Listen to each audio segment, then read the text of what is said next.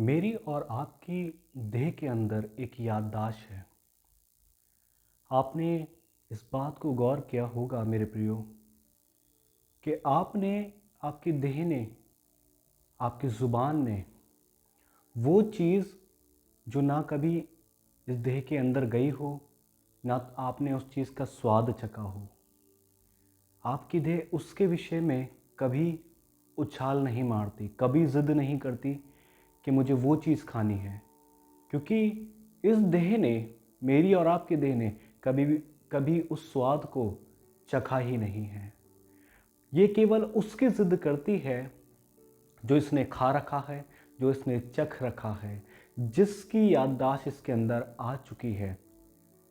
मेरा कहने का मतलब क्या है? मान लीजिए आपने अपने शहर की कोई फेमस चीज़ इस देह को पहली बार खिलाई हो, और उसके बाद जब आप घर पर आ जाते हो तब उसके कुछ दिनों बाद आपकी देह फिर से उस चीज़ को खाने के लिए ज़िद करने लग जाती है, फिर से उस चीज़ को मांगने के लिए ज़िद कर जाती है और आप चल पड़ते हैं। स्मरण कीजिए, क्योंकि आपने पहले उससे जब स्वाद चखाया तो आपकी देह को ये स्वाद पसंद आया और इसके बाद ये दोबारा से उसी चीज़ की मांग करने लग जाती है। मगर आपने गौर किया होगा इस बात पे कि कभी ये उस बात की ज़िद नहीं करती, उस चीज़ की ज़िद नहीं करती जो इसने कभी चखी ही नहीं है। आपने ध्यान से सुनिएगा, ये उस बात की कभी ज़िद नहीं करती जो आपने कभी चखी ही नहीं है, जो आपकी ज़ुबान पर नहीं गई है।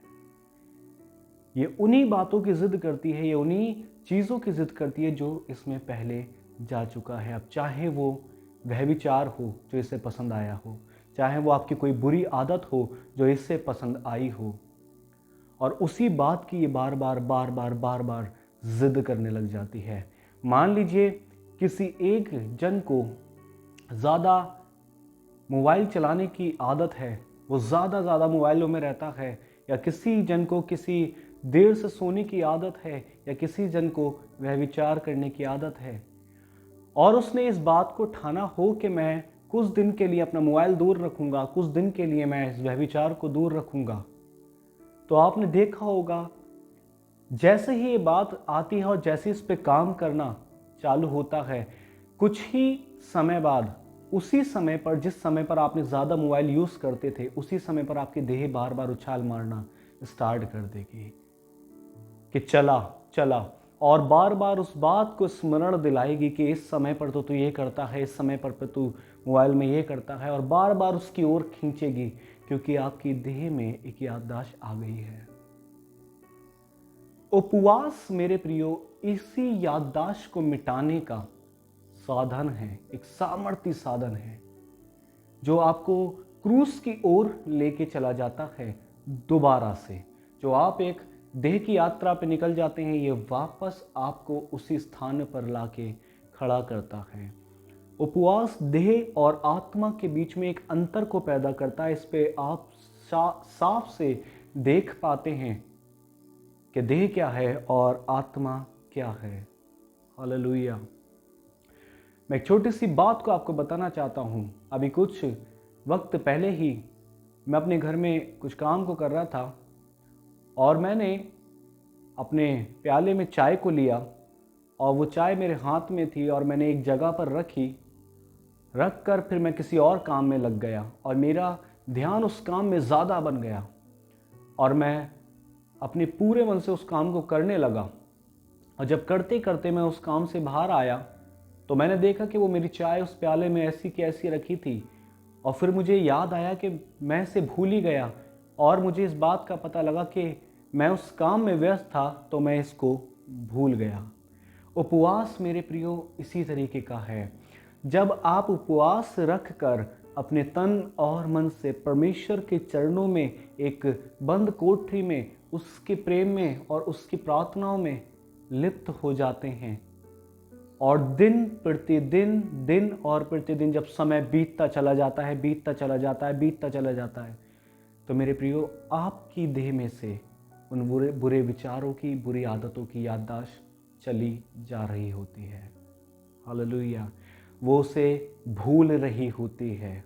यह आपकी देह का स्वभाव है कि जब ये किसी एक चीज़ में जाएगी तो एक चीज़ को भूल जाएगी। आपको अपनी देह को उन चीज़ों से दूर रखना पड़ेगा। यह है उपवास।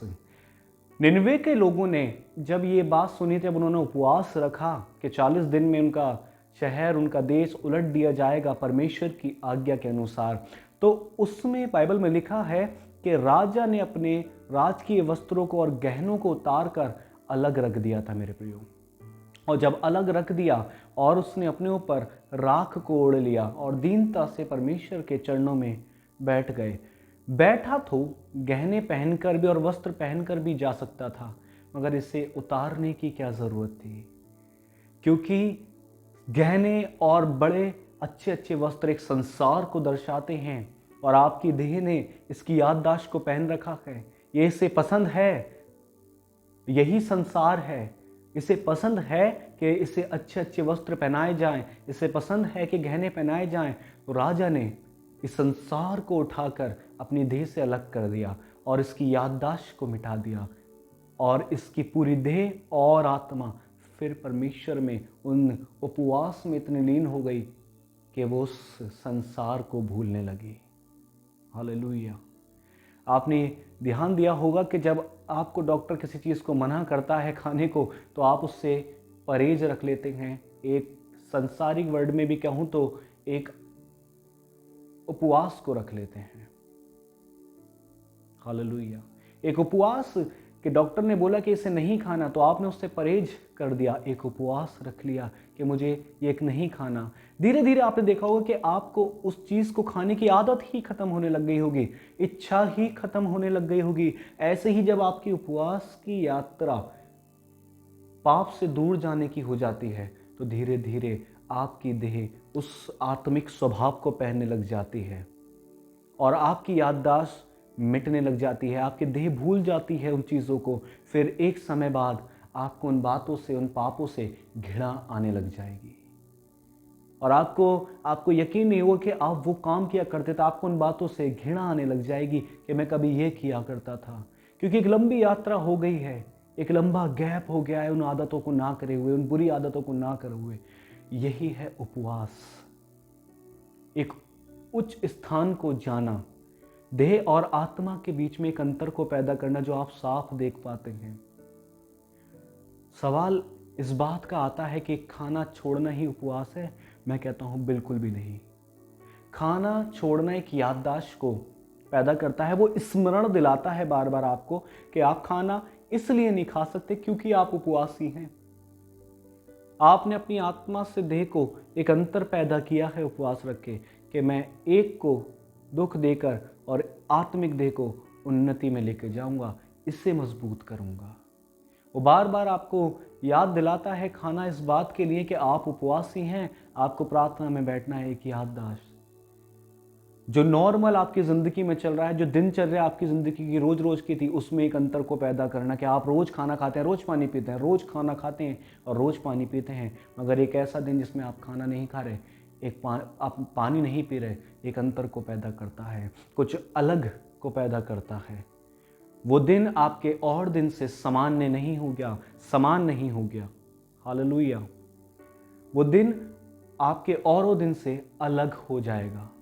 आप उस चीज़ को अंतर देखेंगे कि ये और से अलग है, क्योंकि आप वो जो रोज करते हो वो आप उस दिन में नहीं कर रहे होगे।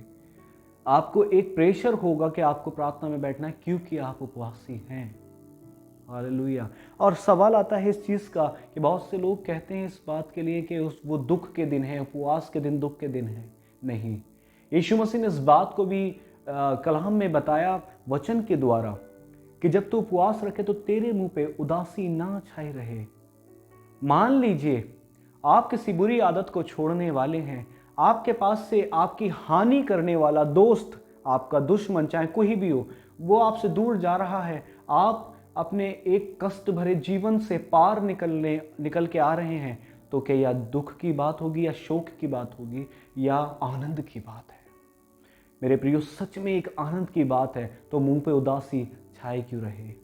क्योंकि मैंने एक यात्रा की है, मैंने एक यात्रा ठानी है कि मुझे एक यात्रा पे जाना है जिसमें मैं अपने उन सारी गंदी आदतों को जो मुझे घसीट के लेके जाती हैं, जो मुझे पाप के दलदल में लेके जाती हैं, मैं उन्हें छोड़ने पर हूँ। तो ये एक आनंद का विषय बन जाता है। इसमें उदासी कैसी, ये एक आनंद है कि मैं एक नई शुरुआत को करने पर हूँ। उपवास आपको एक नई शुरुआत में लेके जाता है। हालेलुया। एक और सवाल के साथ मैं आपको आगे लेके चलना चाहता हूँ। बहुत से लोग ये बात को कहते हैं कि हम उपवास तो रख लेते हैं। मैंने देखा है कई लोगों को कि वो उपवास रखते हैं और प्रार्थना में बैठने के बजाय दर दर जगह घूमते रहते हैं, इधर इससे बात कर और उधर उससे बात कर। मेरे प्रियो, मैं बताना चाहता हूँ ये बिल्कुल भी सही नहीं है। आप फिर उपवासी नहीं ठहरे। यदि आपने उपवास रखा और आप रोज की तरह वही काम करे चले जा रहे हैं, तो वो उपवास नहीं है, वो आपके मन का वहम है। एक आप अपने मन को सुकून दे रहे हैं कि मैंने उपवास रखा है, मगर सच तो यह है कि वो उपवास हुआ ही नहीं। उन उपवासों में आपके अंदर कोई भी आत्मिक बदलाव नहीं आएगा। आत्मिक बदलाव के लिए मेरे प्रियो, एक आत्मिक चीज़ को, एक यात्रा को लेकर चलना पड़ता है। मुझे आशा है कि आप इस बात को समझे होंगे कि उपवास किस चीज़ को पैदा करता है। परमेश्वर आप सबको आशीष दे। आमीन।